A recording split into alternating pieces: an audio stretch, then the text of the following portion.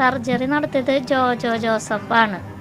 അദ്ദേഹത്തോട് സംസാരിച്ചു. ഗംഗാധരൻ സാറ് പറഞ്ഞിട്ട് ഉണ്ട് എന്നുള്ള രീതിയിലാണ്. പിന്നെ ജീവ ലാബിലത്തെ റിപ്പോർട്ട് കിട്ടിയിട്ടുള്ള അതൊക്കെ കാണിച്ചിട്ടുണ്ടായിരുന്നു. ആ റിപ്പോർട്ടും അതൊക്കെ കാണിച്ചിട്ടുണ്ടായിരുന്നു. അപ്പോൾ ഉണ്ട്, രോഗമുണ്ട്, അത് ചെയ്യാന്നുള്ളതാണ്. പിന്നെ ആ സ്ലൈഡ് കിട്ടിയിട്ടാണ് ഞങ്ങൾ അത് നോക്കിയിട്ടേ ചെയ്യുള്ളൂ എന്നും ആ ഡോക്ടറും പറഞ്ഞിട്ടുണ്ടായിരുന്നു ഞങ്ങളുടെ അടുത്ത്. അത് എന്തോരം വ്യാപിച്ചിട്ടുണ്ടെന്ന് അറിയാൻ വേണ്ടിയിട്ട്. എന്നിട്ട് അവർ കറക്റ്റായിട്ട് റിപ്പോർട്ട് നെഗറ്റീവാന്നുള്ള തന്നെയാണ് കൊടുത്തേക്കണത്. പക്ഷെ ഇവർ നോക്കിയില്ലാന്ന് തോന്നുന്നു, അറിയില്ല. അങ്ങനെ 17-ാം തീയതി ജോജോ ജോസഫ് സർജറി നടത്തി അമ്മേടെ വലത് മാറിടം റിമൂവ് ചെയ്തു.